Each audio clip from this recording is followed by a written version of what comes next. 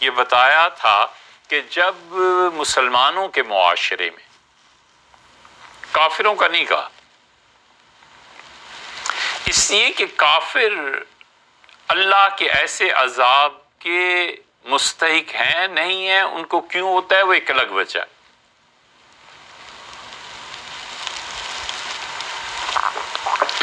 لیکن مسلمان ممالک میں یہ وبائی بیماریاں عام ہو جائیں، حضرت رسالت مآب صلی اللہ علیہ وسلم نے فرمایا اذا ظہر الزنا والربا، مسلمانوں کی حکومتوں میں اگر دو چیزیں ہو جائیں گی، ایک بدکاری اور دوسرے سود کا کاروبار، آپ نے فرمایا جب یہ دو چیزیں عام ہو جائیں گی فقد احلوا بانفسہم عذاب اللہ، تو وہاں کے لوگ، وہاں کے مسلمان خود اللہ کو دعوت دیں گے کہ ہمیں عذاب میں مبتلا کر۔ اتنی بری یہ دو حرکتیں کریں گے اگر اسلامی ممالک میں، تو آپ نے فرمایا خدا کے عذاب کو اپنے لیے خود دعوت دے رہے ہیں کہ خدا انہیں عذاب دے۔ ایک بدکاری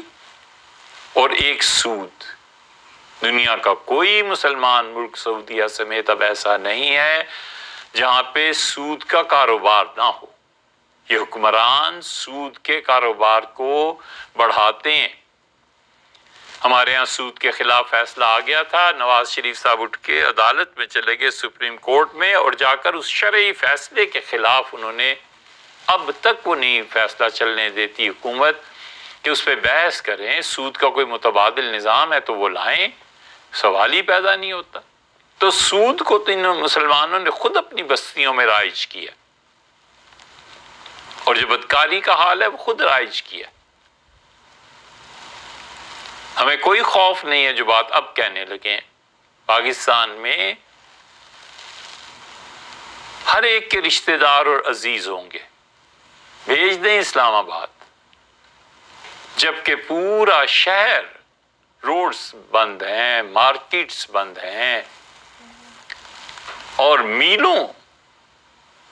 آدمی کوئی آپ کو نظر نہیں آئے گا۔ الحمدللہ لوگوں نے حکومت سے تعاون کیا ہے، گھروں میں بیٹھے ہوئے ہیں، پھر بھی حال یہ ہے کہ ہم کسی بھی وجہ سے شام کو، رات کو جاتے ہیں، وہاں بہت سے کام کرنے پڑتے ہیں، اور اب حال یہ ہے کہ آپ کل کسی کو بھیجیں اور اس سے پوچھ لیں ہم جو بات کہہ رہے ہیں یہ سچ ہے یا جھوٹ ہے، پورے مری روڈ پہ اور F10 میں، مرکز میں، اس کے علاوہ باقی سارا علاقہ آپارا میں،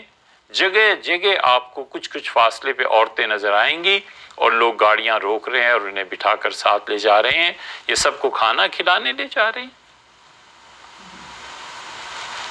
یہ حالت ہے۔ ہم اپنے حالات پر بھی تو غور کریں نا کہ ہماری روش کیا ہے۔ وَلِعِیَاذُ بِاللَّہ کھڑے ہوتے ہیں جس مقصد کے لیے بھی ہم، وقت لگتا ہے لوگوں سے بات کرنی، کچھ بھی کہنا، سننا، کوئی کام کرنا، تو اسی جہان میں جیتے ہیں، ہمیں نہیں نظر آتا کہ ہماری آنکھوں کے سامنے کیا ہو رہا ہے۔ اس لیے حضرت رسالت پناہ صلی اللہ علیہ وسلم جب مسلمان حکمرانوں میں دو چیزیں عام ہو جائیں گی، ایک معاذ اللہ بدکاری، اور دوسرے فرمایا تھا کہ سود کا کاروبار، تو آپ نے فرمایا یاد رکھو پھر تمہیں ایسی بیماریاں چمٹیں گی جن کا تمہارے آباء و اجداد نے سنا بھی نہیں ہوگا۔ اس لیے 70 سال کے، 80 سال کے کہتے ہیں جی ہم نے تو زندگی میں کبھی نہیں دیکھا نہ سنا کہ کوئی ایسا وائرس آ گیا، کوئی ایسی چیز آ گئی، ہم نے تو آج تک نہیں دیکھا نہ سنا۔ تو جب مسلمان ایسی حرکتیں کریں گے پھر یہ چیزیں عام ہوں گی، پھر انہیں خدا کی پکڑ سے کون بچائے گا؟ آج ہم دیکھ رہے ہیں، ہم سے پچھلی نسلوں نے بھی تو دیکھا تھا، ہیضہ پھیل جاتا تھا، طاعون پھیل جاتا تھا، اور ہیضہ جب پھیلتا تھا تو سعودیہ والے ہندوستان والوں پہ حج کو آنا منع کر دیتے تھے۔ اس لیے اب بھی